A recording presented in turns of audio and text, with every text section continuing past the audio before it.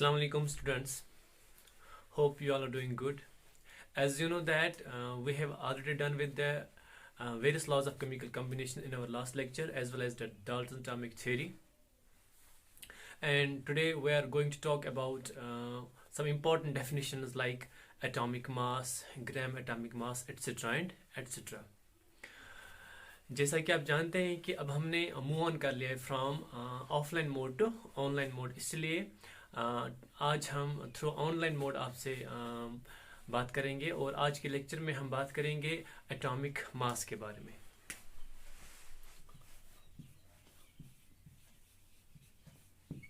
Atomic mass, if we are talking about the atomic mass, ठीक है, atomic mass को समझने के लिए, ठीक, एटॉमिक मास को समझने के लिए हम बताते हैं simply it is defined as the mass of an atom. It is the mass of an atom.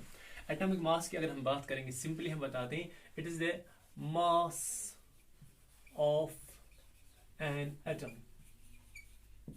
Mass of an atom. लेकिन अगर हम बात करेंगे पुराने ज़माने के अंदर, तो वहाँ पे हम क्या बताते थे, वहाँ पे हमारे पास कोई ऐसा वेल डिफाइंड मेथड नहीं हुआ करता था जिसकी वजह से हम किसी भी एटम का मास वहाँ पे कैलकुलेट कर सके। लेकिन उन दिनों हमारे पास एक चीज़ हुआ करती थी जिसको हम नाम देते हैं रिलेटिव एटॉमिक मास। उसको हम नाम देते हैं रिलेटिव एटॉमिक मास। ठीक, उन दिनों हम क्या करते थे, रिलेटिव एटॉमिक मास के जरिए हम बता सकते थे atomic mass of the various atoms, right. तो ये क्या होता है, अब ये रिलेटिव एटॉमिक मास क्या होता है। रिलेटिव एटॉमिक मास को हम डिफाइन करेंगे, लेकिन डिफाइन करने से पहले मैं आपको ये बताना चाहता हूँ कि इसको डिफाइन करने के लिए हमारे पास एक स्टैंडर्ड होना ज़रूरी है, एक रेफरेंस होना ज़रूरी है।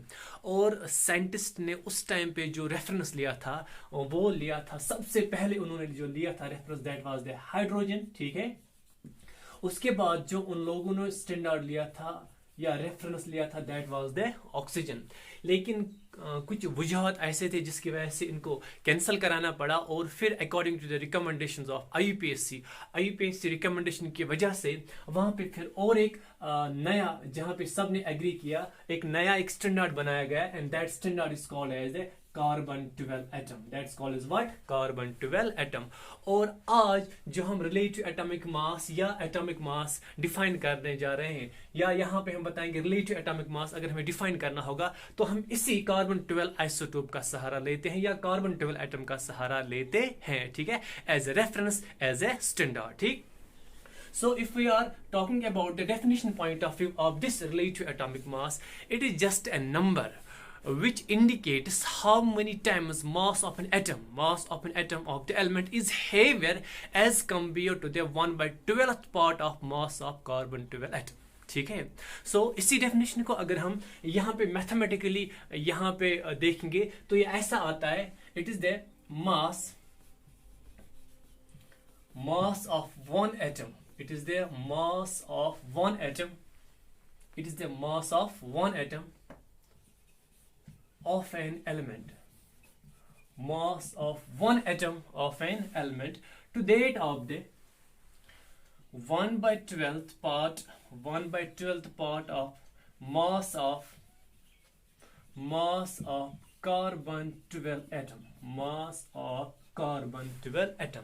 सो इसी जो मैंने अभी आपको मैंने डेफिनेशन बताई उसी को मैंने मैथमेटिकली ऐसे रिप्रेजेंट किया, रिलेटिव एटॉमिक मास ये बराबर होता है mass of one atom of an element. एक एलिमेंट के अंदर जो एक एटम का जो मास होता है उसी को हम शाबाश कंपेयर करते हैं 1/12th part mass of carbon 12 atom. जैसे मैंने आपको पहले ही बताया था कि ये हमने यहाँ पे रेफरेंस लिया है, इसी रेफरेंस के कंपैरिजन में हम बहुत सारे एटम्स का वहां पे मास कैलकुलेट करते हैं और उसी को हम नाम देते हैं रिलेटिव एटॉमिक मास। ठीक है, अब देखिए यहाँ पे थोड़ा सा मैं इसको और सिंप्लीफाई करना चाहता हूँ ताकि आपको जब न्यूमेरिकल्स आपको करने होंगे वहां पे अच्छे से आसानी हो जाए। ठीक, सो अगर हम यहाँ पे बात करेंगे जो ये मास of one atom of an element है, एक एलिमेंट के अंदर जो एक एटम होता है उस एटम के अंदर जो मास होता है वो होता है बिकॉज ऑफ द न्यूक्लियंस। वो होता है बिकॉज ऑफ व्हाट, न्यूक्लियंस। तो उस एटम के अंदर टोटल नंबर ऑफ न्यूक्लियंस कितने होंगे, ठीक है ना। तो ये जो मास of one atom of an element है इसको मैं ऐसे थोड़ा सा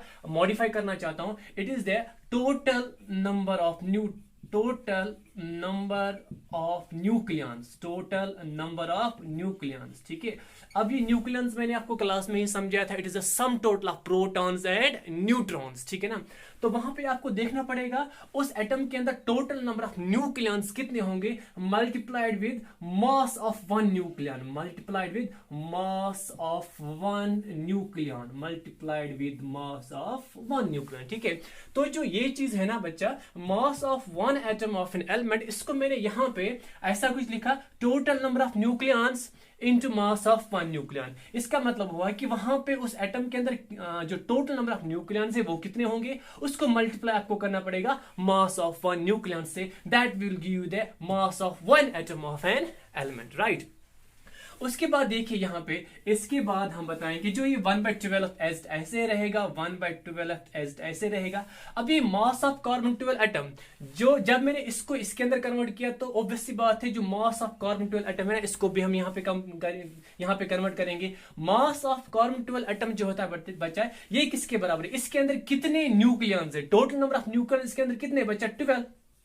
जैसे हमने यहां पे बताया था हाइड्रोजन में 1 पार्ट होता है, ऑक्सीजन में 16 पार्ट्स होता है, और कार्बन में कितने पार्ट्स होते हैं, 12। तो हम बताएंगे टोटल नंबर ऑफ न्यूक्लियन बच्चा यहाँ पे कितने, 12। और सिमिलरली हम बताएंगे फिर एक न्यूक्लियन का mass, that is like this, mass of one nucleon, mass of what, one nucleon. तो जो ये 1/12 ऐसे रहेगा। मास ऑफ कार्बन 12 एटम को मैंने कन्वर्ट किया, 12 इसके अंदर पार्ट्स होते हैं, into mass of one nucleon gives us the mass of the atom. अब देखिए यहाँ पे कैंसिलेशन हो रहा है, mass of one nucleon cancel हो जाएगा मास ऑफ वन न्यूक्लियन के साथ, ये 12 कैंसिल हो जाएगा इस 12 के साथ। So in nutshell we can say that relative atomic mass is nothing but equal to the total number of nucleons, total number of nucleons. तो बच्चा हम ऐसे बताएंगे, जो ये हमारे पास रिलेटिव एटॉमिक मास होता है, it is actually equal to what, it is actually equal to total number of nucleons, total number of what, nucleons। और मैंने आपको पहले ही बताया था न्यूक्लियंस क्या होते हैं, it is the sum total of protons, it is the sum total of protons and neutrons, protons and neutrons, ठीक है। तो यहां से मैंने आपको बताया था एटॉमिक मास की डेफिनेशन, मैंने आपको समझाने की कोशिश की, लेकिन उसको अच्छे से समझने के लिए सबसे पहले आपको यहां पे पता होना चाहिए रिलेटिव एटॉमिक मास, क्योंकि पुराने जमाने में आपके पास कोई वेल डिफाइंड सोर्स नहीं था। आज अगर हम बात करेंगे, आज आपके पास मास स्पेक्ट्रोमीटर आपके पास अवेलेबल है, ठीक है ना, उसकी वजह से आप किसी भी एटम का मास वहां पे फाइंड आउट कर सकते हो। लेकिन पुराने जमाने में ये अपैरेट्स, ये इंस्ट्रूमेंट्स हमारे पास इजिली अवेलेबल नहीं हुआ करते थे, इसलिए हमने वहां पे शाबाश क्या किया, वहां पे कंपैरिजन करने के लिए हम कुछ रिलेटिव चीजें लेते हैं, ठीक है ना। जैसे अगर हम देखेंगे, अगर आपको किसी जगह पे फॉर एग्जाम्पल आपको आटा लेना है, तो उसको आप केजीज में लेते हो ना, तो उसको लेने के लिए आप कुछ स्टैंडर्ड लेते हो, 1 kg का परमाणु लेते हो वहां पे, तो उसके कंपैरिजन में आप फिर उस आटे को वहां पे वेह करते हो, राइट। इस तरीके से यहाँ पे एटॉमिक मास को समझने के लिए, ठीक है ना, यहाँ पे या रिलेटिव एटॉमिक मास को समझने के लिए जो हम यहाँ पे स्टैंडर्ड का यूज करते हैं, रेफरेंस का यूज करते हैं, that is carbon 12 isotope. But remember बच्चा ऑलवेज, इससे पहले भी कुछ स्टैंडर्ड्स आए थे, कुछ रेफरेंस आए थे। जैसे पहले हमारे पास आया था हाइड्रोजन स्टैंडर्ड, हमारे पास आया था हाइड्रोजन स्केल आया था हमारे पास, ऑक्सीजन स्केल आई थी हमारे पास। इस तरीके से आज जहां पे सब लोग एग्री करते हैं एज पर द IUPAC, ठीक है ना, तो वो आज हम क्या लेते हैं, कार्बन 12। कार्बन 12 के रेस्पेक्ट में हम फिर बताते हैं शाबाश किसी एटम का मास, जैसे मैंने यहाँ पे आपको डिफाइन करके दिया। और लास्ट में हमने देखा जो ये रिलेटिव एटॉमिक मास है, जो ये रिलेटिव एटॉमिक मास है, जिसको हम सिंपली लिखते हैं RAM, जो रिलेटिव एटॉमिक मास है, ये किसके बराबर है, ये बराबर होता है टोटल नंबर ऑफ न्यूक्लियॉन्स। इसका मतलब हुआ एक एटम के अंदर जितने भी नंबर ऑफ न्यूक्लियॉन्स होंगे, उनका जो सम टोटल होगा, that will be equal to relative atomic mass, ठीक है। अब आप सोच रहे होंगे जो ये फैक्टर यहाँ पे है, अगर मैं आपको बताऊं, ये जो 1/12 फैक्टर यहाँ पे 1/12 into mass of carbon 12 atom, it is nothing, लेकिन इसको हम सिंपली नाम देते हैं एटॉमिक मास यूनिट। क्या नाम देते हैं, एटॉमिक मास यूनिट। अब मुझे इसको एक्सप्रेस करना है एक्चुअल में, तो ये जो चीज है ना, इसके कंपेरिजन में इस चीज को मैं एक्सप्रेस कर रहा हूं। जो ये वाली चीज है ना, इसके कंपेरिजन में शाबाश मैं किसी का रिलेटिव एटॉमिक मास ले रहा हूं, तो जो ये वाला पार्ट यहाँ पे बचता है 1/12 part mass of carbon 12 atom, इसी चीज चीज को बच्चा हम नाम देते हैं, ये वाली जो टर्म आपको यहाँ पे दिखाई दे रही है ना, इस वाली टर्म को बच्चा हम नाम देते हैं एटॉमिक मास यूनिट। इसको हम क्या नाम देते हैं? एटॉमिक मास यूनिट, या समटाइम्स इसको लिखा जाता है U, that is the unified mass, और समटाइम्स इसको लिखा जाता है डाल्टन, समटाइम्स इसको लिखा जाता है डाल्टन, या समटाइम्स इसको पढ़ा जाता है डा। क्या पढ़ा जाता है? डा पढ़ा जाता है। ठीक है, तो ये जो पार्ट यहाँ पे आपको दिख रहा है 1/12 part into mass of carbon 12 atom, this fraction, this part is called as atomic mass unit। ठीक है ना, या इसको हम सिंपल लिखते हैं U। U इंडिकेट करता है यूनिफाइड मास को, U इंडिकेट किसको करता है? यूनिफाइड मास को। ठीक है, और यहाँ पे आपको मैं बता दूं, इसको और एक चीज से हम रिप्रेजेंट कर सकते हैं, डाल्टन से रिप्रेजेंट कर सकते हैं, या DA से रिप्रेजेंट कर सकते हैं। ठीक, तो यहाँ पे आपने समझा रिलेटिव एटॉमिक मास। क्या होता है relative atomic mass? It is equal to what? It is actually number, it's actually number which indicates how many times the mass of one atom of the element is heavier as compared to 1/12th part of mass of carbon 12 atom। ठीक है ना, जिसको मैंने mathematically करके ऐसे लिखा, last में मुझे पता चला जो ये RAM होता है, जो ये रिलेटिव एटॉमिक मास होता है, it is nothing but equal to total number of nucleons. और न्यूक्लियॉन्स किसके बराबर होते हैं एक्चुअल में? They are equal to the sum total of protons as well as the neutrons. ठीक है, चलिए आप लिखिए इसको यहां तक, उसके बाद हम कंटिन्यू करेंगे।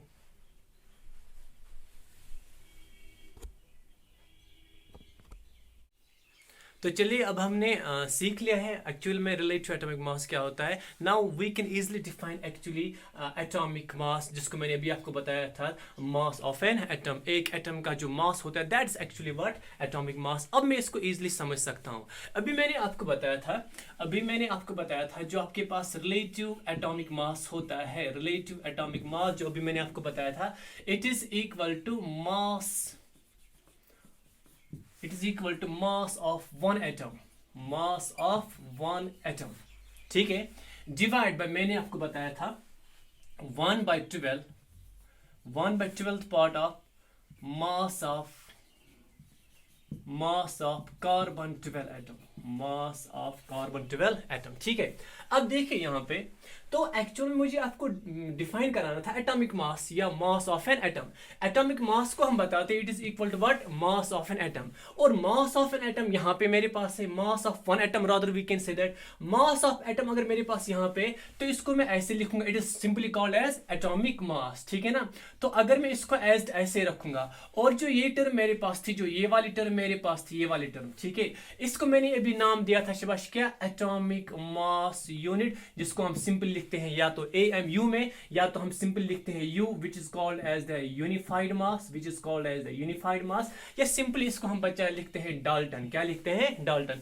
तो जो ये वाली चीज यहाँ पे आ गई, इसको हम नाम देते हैं 1 AMU, इसको हमने नाम दिया था शाबाश क्या? Atomic mass. देयरफॉर बच्चा we can say that mass of one atom, ठीक है ना, इसी को मैंने क्या नाम दिया? इसी को मैंने नाम दिया एटॉमिक मास, इसी को मैंने नाम क्या दिया? Atomic mass. तो ये किसके बराबर निकला? ये निकला बराबर RAM into what? RAM into this thing. अब ये इस चीज को मैंने किसके बराबर लिखा? 1 AMU। तो मैं लिखूंगा शाबाश 1 AMU multiplied by relative atomic mass, या इसको हम ऐसे भी लिख सकते हैं relative atomic mass multiplied by AMU, that is atomic mass unit. तो यहाँ पे जो एटॉमिक मास को आपको यहाँ पे डिफाइन करना था, वो आपको क्या मिल गया शाबाश? It is the basically multiplication between the relative atomic mass and atomic mass unit. ठीक है, अब आपको मैं यहाँ पे बताना चाहता हूँ, जो ये रिलेटिव एटॉमिक मास अभी मैंने आपको डिफाइन किया, सो बेसिकली जो एटॉमिक मास होता है ये किसके बराबर होता है? रिलेटिव एटॉमिक मास की, और मल्टीप्लाई क्या आ जाता है शाबाश? मल्टीप्लाई आ जाता है 1 एटॉमिक मास यूनिट। ठीक है, और ये 1 एटॉमिक मास यूनिट क्या होता है? ये मैंने अब आपको अभी बताया था, it is equal to 1/12 mass of carbon 12 atom. ठीक है ना, ये भी मैंने आपको अभी बताया था। ठीक है ना, आप इस पॉइंट को यहाँ पे नोट डाउन कर जल्दी से।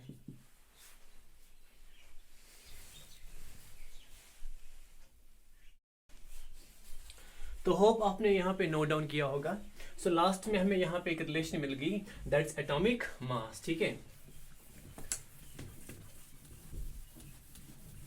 अब देखिए यहाँ पे अगर आपसे कोई सिंपली पूछेगा रिलेटिव एटॉमिक मास ये किसके बराबर है, तो आप उससे बताओगे it is equal to total number of nucleons. It is equal to what, total number of nucleons. ठीक, अब अगर आपसे कोई पूछेगा you tell me what do you mean by atomic mass,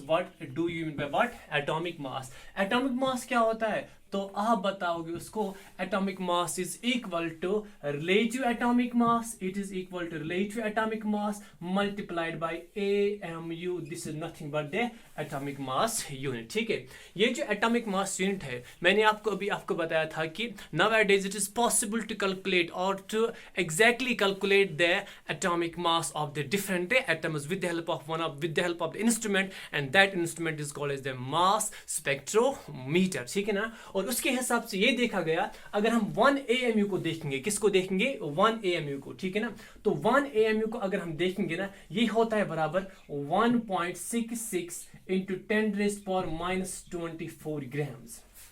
ठीक है, 1 atomic mass unit will be equal to 1.66 into 10⁻⁻24 grams. आप इस ग्राम को कन्वर्ट कर सकते हो केजी के अंदर, जैसे मैंने आपको वो डायमेंशनल एनालिसिस बताया था, जैसे मैंने आपको वो साइंटिफिक नोटेशन पढ़ाई थी। ठीक, तो यहाँ पे हम बताएंगे जो आपके पास एटॉमिक मास होता है, वो होता है बराबर relative atomic mass multiplied with what, 1.66 into 10⁻⁻24 grams. तो जब आपने इस रिलेटिव एटॉमिक मास को मल्टीप्लाई किया 1.66 into 10⁻⁻24 ग्राम्स, तो ये उस टाइम पे बन जाएगा atomic mass in grams। Don't confuse this atomic mass in grams with the gram atomic mass। gram atomic mass अलग से एक चीज होती है, लेकिन atomic mass को आपने एक्सप्रेस किया किसमें, ग्राम्स में, ये अलग चीज है।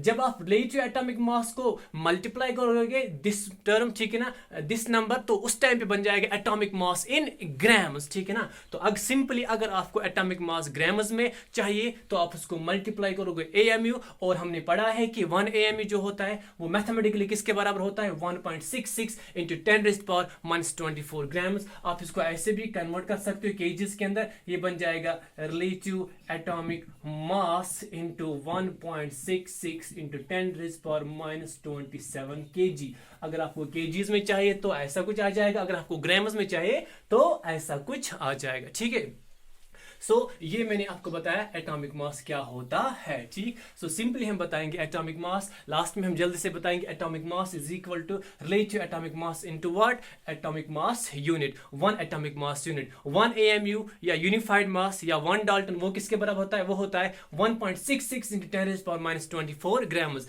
जब आपके पास है relative atomic mass into AMU तो उस टाइम हम बताएंगे सिंपल एटॉमिक मास। अगर आपके पास है relative atomic mass into 1.66 into 10⁻⁻24 grams, उस टाइम हम बताएंगे एटॉमिक मास इन ग्राम्स आपको मिल रहा है। और if you are talking about atomic mass, जहां पे आपको रिलेटिव एटॉमिक मास के साथ 1.66 into 10⁻⁻27 kgs मिल जाएगा ना, तो उस टाइम पे हम बताएंगे एटॉमिक मास आपको किस में मिल रहा है, किलोग्राम्स में मिल रहा है। ठीक है ना, चलिए एक क्वेश्चन करते हैं यहां पे, calculate the relative atomic mass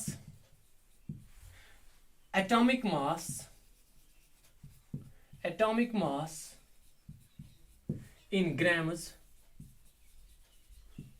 of calcium। देखिए यहां पे मैंने एक सिंपल सा क्वेश्चन लिखा, as you can see here. आपको मैंने यहां पे बताया आपको गिवन में कैल्शियम दिया गया है। अगर आपको गिवन में कैल्शियम दिया गया है, कैल्शियम के अंदर सबसे पहले आपको क्या निकालना है, रिलेटिव एटॉमिक मास। ठीक है, रिलेटिव एटॉमिक मास निकालना है। ठीक, या कैल्शियम के अंदर आपको क्या निकालना है शाबाश, एटॉमिक मास निकालना है। अगर आपको कैल्शियम के अंदर रिलेटिव एटॉमिक मास निकालना होगा या कैल्शियम के अंदर एटॉमिक मास निकालना होगा, लेकिन निकालना किस में है बच्चा, निकालना है ग्राम्स में। पहले आपको निकालना है रिलेटिव एटॉमिक मास, उसके बाद आपको निकालना है एटॉमिक मास, लेकिन किस में निकालना है, ग्राम्स में। ठीक है ना, तो इस न्यूमेरिकल को हम कैसे डील कर सकते हैं, लेट अस सी। देखिए अभी मैंने आपको बताया था, as you can see here, अभी मैंने आपको बताया था अगर किसी का आपको निकालना होगा रिलेटिव एटॉमिक मास, तो मैंने आपको बताया था रिलेटिव एटॉमिक मास जो होता है it is nothing but equal to the total number of nucleons, total number of nucleons, ठीक है ना। If we are talking about the calcium, इसके पास हम बताएंगे total number of sum total of nucleons किसके बराबर होता है, 40 के बराबर होता है, ठीक है ना। तो हम बताएंगे इसके पास 40 क्या है शिबाश, रिलेटिव एटॉमिक मास, क्योंकि इसके बाद टोटल, इसके पास टोटल नंबर ऑफ न्यूक्लियॉन जो है, न्यूक्लियॉन्स हम बताते हैं प्रोटॉन्स प्लस न्यूट्रॉन्स, जो इसका सम आता है वो किसके बराबर निकलता है, 40 के बराबर निकलता है। अब उसके बाद आपसे पूछा गया है आप इसका बच्चा क्या निकालो, एटॉमिक मास, और मैंने आपको बताया था शिबाश एटॉमिक मास जो होता है, एटॉमिक मास जो होता है वो बराबर होता है शिबाश किसके बराबर होता है, relative atomic mass, relative atomic mass multiplied with AMU, 1 AMU, ठीक है ना। तो यहां पे रिलेटिव एटॉमिक मास पहले मैंने आपको बताया किसके बराबर है, 40 के बराबर है, मल्टीप्लाई किसके साथ आ जाएगा, 1 AMU के साथ आ जाएगा। तो हम बताएंगे इसका एटॉमिक मास बच्चा कितना आ गया, 40 AMU आ गया। लेकिन यहां से क्वेश्चन में ये पूछ रहा है आपको ये एटॉमिक मास निकालना है किसमें, ग्राम्स में। You simply convert this AMU into what, 1.66 into 10⁻⁻24 grams, ठीक है ना। तो हम ऐसे भी लिख सकते हैं it's equal to 40 into 1 AMU किसके बराबर है, 1 AMU is equal to 1.66 into 10⁻⁻24 grams. तो जो ये टर्म आपको मिल गई यहाँ पे बच्चा, this is the atomic mass of calcium, but in which शबाश किसके यूनिट्स में आता है, ग्राम्स के यूनिट्स में आता है, ठीक है ना। सो इसी तरीके से आप बहुत सारे न्यूमेरिकल्स भी कर सकते हो, ठीक।